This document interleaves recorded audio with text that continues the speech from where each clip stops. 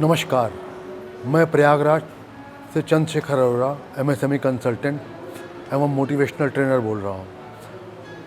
आज कोरोना के बाद से स्वरोजगार का महत्व दिन ब दिन बढ़ता चला जा रहा है। जहाँ लोगों की नौकरियाँ ख़त्म हो रही हैं या नौकरियों में जो लोग ऑलरेडी हैं, रिटायरमेंट के बाद भी या वीआरएस लेने के बाद वो स्वरोजगार की तरफ उन्मुख हो रहे हैं। कोरोना के हालात के मुताबिक जो लोग अपने गांव में आए वो भी अपने स्वरोजगार की तरफ देख रहे हैं। एमएसएमई मिनिस्ट्री इस क्षेत्र में काफ़ी सालों से काम कर रही है और लोगों को आगे बढ़ाने के लिए निरंतर विभिन्न योजनाएं और गाइडेंस और सेमिनार्स लगातार कर रही है ताकि लोग स्वरोजगार की तरफ अग्रसर हों और देश की इकोनॉमी में भागीदार बने। सरकार की योजनाएं तो अपनी जगह हैं, बैंक से ऋण अपनी जगह है, लेकिन आम तौर पे ये देखा गया है कि बैंकों से पैसा आने के बाद या अपना पैसा भी लगाने के बाद लोग इसलिए फ्लॉप हो जाते हैं, इसलिए फेल हो जाते हैं कि हिसाब किताब ठीक से नहीं रख पाते। कितना पैसा आया, कहाँ से आया, कितना गया, कितना देना है, क्या अकाउंट्स है, किसको कब कितना बैंक से इंटरेस्ट लग रहा है, बैंक क्या डबल इंटरेस्ट तो नहीं लग जा रहा है, क्या हाई रेट ऑफ इंटरेस्ट तो नहीं लग जा रहा है, क्या कहीं पेनल्टी तो नहीं लग जा रही है, इस बात की देख रेख नहीं कर पाते लोग। क्या किसी इनकम टैक्स डिपार्टमेंट में समय पे सूचनाएं जा रही हैं कि नहीं जा रही, जीएसटी डिपार्टमेंट में समय पे सूचनाएं जा रही हैं या नहीं जा रही हैं।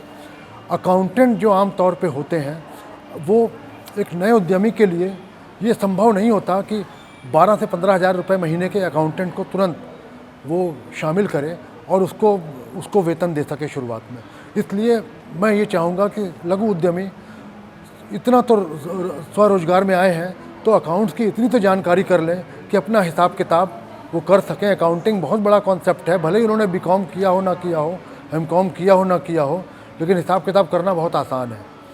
सबसे पहले डे वाइज यानी प्रतिदिन का हिसाब किताब कैसे रखें, प्रतिदिन पैसा आया, पैसा गया, कैश बैलेंस कितना बचा, इसका हिसाब किताब ज़रूर रखें। इस तरह वीकली रिपोर्ट मिल जाएगी। कैश बैलेंस, एक दिन का कैश बैलेंस अगले दिन का ओपनिंग कैश बैलेंस हो जाएगा। फिर उसके बाद डे वाइज कैश का हिसाब रखें और नॉन कैश यानी जो कैश से संबंधित एंट्रीज नहीं है उसका हिसाब किताब अलग रखें। मान लीजिए किसी को चेक काटा, इसमें कैश कहीं नहीं गया, नॉन कैश ट्रांजैक्शन बोला जाएगा इसको अलग रखें, कैश इफेक्ट नहीं हो रहा है। मान लीजिए आपके पास आज 10,000 थे, 8,000 आपने खर्च किए विभिन्न मदों में, ट्रैवलिंग में खर्च किया, नाश्ते पानी में खर्च किया, विभिन्न मदों का अलग अलग लिखना पड़ेगा। फिर कैश बैलेंस 8,000 खर्च होने के बाद 2,000 बच रहा है, इसको दिखाना पड़ेगा। मान लीजिए 17 मई को आपने ये किया और 18 मई को 2,000 रुपये ओपनिंग बैलेंस हो जाएगा।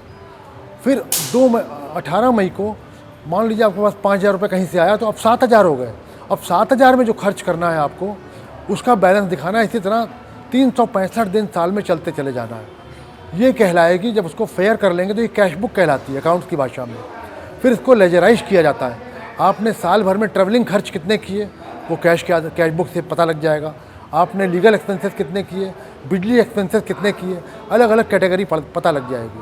आपने बैंक को इंटरेस्ट कितना दिया उसको साल का टोटल कर लेंगे तो पता लग जाएगा।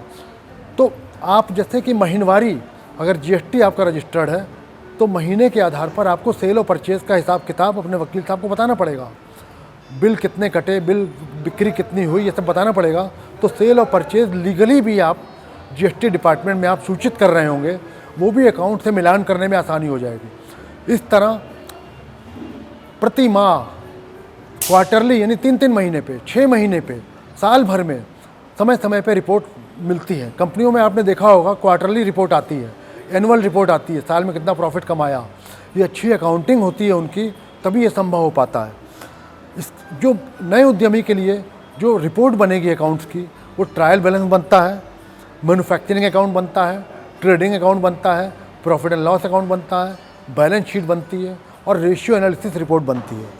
ये सारी चीज़ें अगर लेके चलेंगे, साल भर 31 मार्च आने के बाद अगर आपका प्रॉफिट कितना आया वो प्रॉफिट एंड लॉस से पता लगेगा।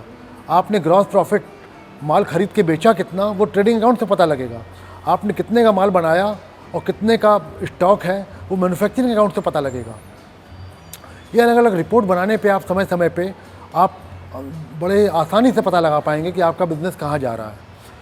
और आजकल तो और आसान हो गया है, कंप्यूटर के माध्यम से सेल्फ कैलकुलेशन, टैली पैकेज एक बहुत ही अच्छा चल रहा है।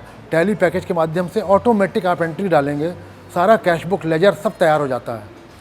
तो मैं उम्मीद करूंगा कि अकाउंट्स का थोड़ा सा जानकारी लेके उद्यमी अगर ठीक ठाक तरीके से चलेंगे तो जो इस वजह से भी बहुत बड़े संख्या में उद्यमी फ्लॉप हो जाते हैं कि हिसाब किताब सही नहीं रहता, वो बचाव हो जाएगा और उद्यमियों का, व्यापारियों का मार्ग प्रशस्त होगा। वो सोचते हैं कि अकाउंटेंट करेगा, अकाउंटेंट तो जो करेगा करेगा, पहले आप कर लीजिए सही हिसाब किताब।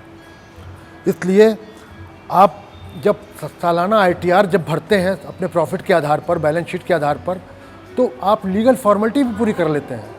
फिर in legal formalities, in legal documents के आधार पर आप ये बता सकते हैं, आप उद्यमी, कि आपको बैंक से लोन मिलेगा नहीं मिलेगा, आपको एक्सपोर्ट लाइसेंस मिलेगा नहीं मिलेगा, आपको किसी सरकारी विभाग से ऑर्डर मिलेगा नहीं मिलेगा। अगर ये सब ऑथेंटिकेटेड अगर काम है, आप रेलवे से ऑर्डर ले लीजिए। 50,000 डिपार्टमेंट ऐसे हैं जो कि सरकारी ऑर्डर, 50,000 सरकारी डिपार्टमेंट्स हैं जो जेम के अंतर्गत ऑर्डर दे रहे हैं। तो ये मैं उम्मीद करते हुए कि लघु उद्यमी चाहे नए हों चाहे पुराने हों, जो चाहे सालों साल से चल रहे हों, वह अकाउंट्स पे ज़रूर ध्यान देंगे और इसका लाभ लेंगे और सरकार से जुड़ेंगे और लीगल फॉर्मेलिटीज़ पूरी करेंगे और टैक्स प्लानिंग में सहयोग करेंगे सरकार को और आगे अपना मार्ग प्रशस्त करेंगे। और दिन दूनी रात चौगनी एक व्यवसाय ही ऐसी चीज़ है जो कि आपको 10 साल में कहाँ से कहाँ पहुँचा सकता है। जो नौकरी वालों ने सोचा ना होगा उतना प्रॉफिट मिल सकता है। ये उम्मीद करते हुए कि अकाउंट्स का लाभ लेते हुए, हिसाब किताब का लाभ लेते हुए लोग आगे बढ़ेंगे। धन्यवाद।